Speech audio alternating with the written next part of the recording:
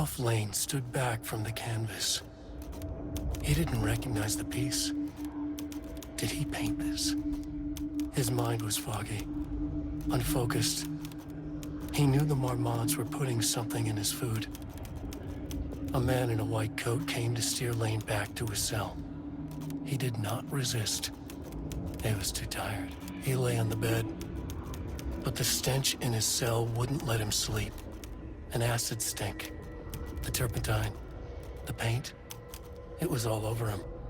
Years of it, 1,000 paintings, 1,000 more to come. A putrid weight he could never wash away. Cold hate simmered below the mist clogging his thoughts. Hatred for the paint, hatred for the brushes, for the Marmonts, for himself.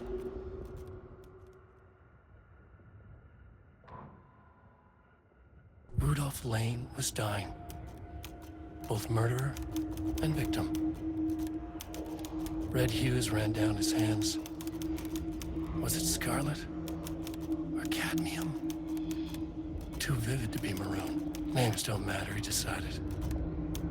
Color was pure, inspiring. For the first time in years, he wanted to paint. A self-portrait, to say goodbye.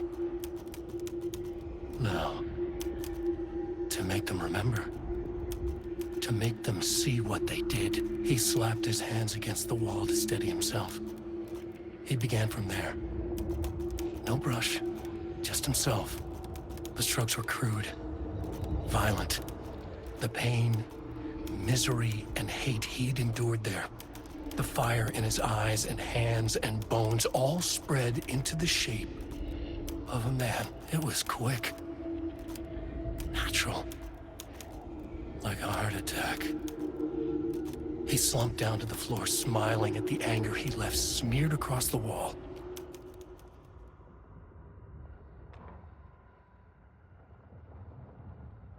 There was a crack in the lake house. The Marmonts had let the lake in, but the water could not flow. It became trapped, stagnant, went bad. The truth was controlled here. The art was not art, just content for the experiment. The contrived overlap rebounded on itself, compressing, compounding, reflecting and refracting. An urban legend and a murder in constant imbalance, cause and effect hopelessly entangled. Arranged wrong, the dream logic flawed. The feedback loop doubled and redoubled, out of control. The pressure kept building, looking for a release.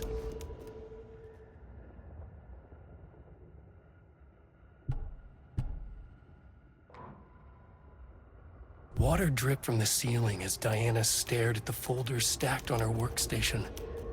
Each one was a branch of research. Drip. Some were thin, some thick. They represented years of her life, her work, dissecting the act of creation and examining the bloody pieces. Bringing in live subjects had been her idea. Drip. Bureau leadership denied their request. But after HQ went into lockdown, she took advantage of the chaos and got her artists. Jules had whined about the optics. Diana ignored him. Now in her office below the waterline of Cauldron Lake, she considered how to proceed. Jules was convinced the page they had found would come true. It promised disaster. A situation out of control. Impossible. Diana was always in control. Drip.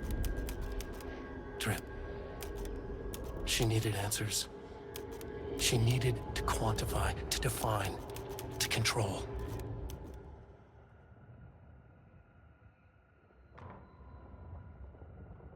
Jules Marmont looked at the painting. He didn't understand it, saw only random whirls of color. Drugging Lane made him more compliant, but his work had turned abstract. Jules needed more art his team could parse, could test, trial and error. These abstract explosions of color complicated the data. His grip tightened around the letter opener in his hand. The piece of art he needed was hidden inside Lane. If Jules could simply cut the painter open and pull the painting out of him, he would. The overhead lights flickered. Jules would make Lane cooperate. No more drugs. Less carrot, more stick. Jules had to go faster. He wouldn't lose to Diana. Nothing else mattered.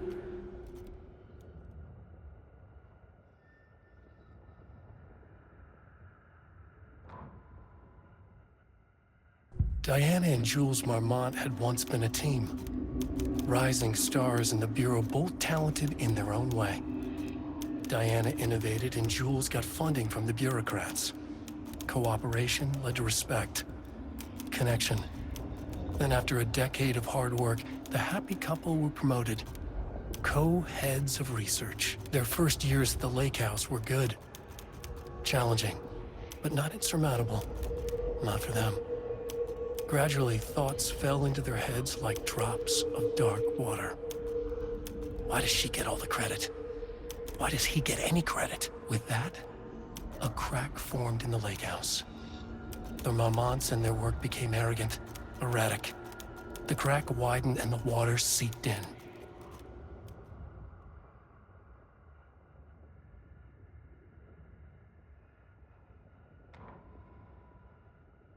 The lake house was underwater. The Marmonts' ambitions had finally been realized. Jules had dangled the painting like a lure and hooked an ocean. Their machines couldn't hold it.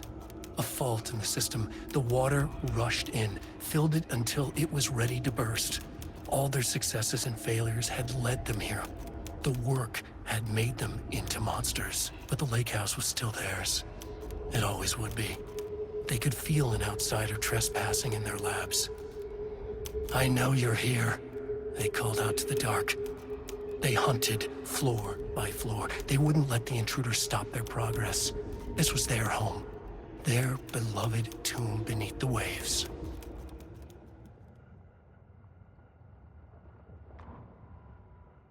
Diana sat in her office. A weak desk light kept the darkness around her at bay. The silence of the archive suited her. She scowled at a series of graphs when the room turned red. Alarms blared. Breach detected. Then the walls of the archives rumbled. A tremor in the bones of the facility. One by one, the red lights went dark as a wave of nothing poured in from all sides. Diana stood, but there was nowhere to run. The sheer depth of the darkness terrified her. She realized they had done this. Her and Jules. Their ambition. Their hatred. Her desk lamp flickered. In the brief moment before it all went dark, she thought of Jules' smile.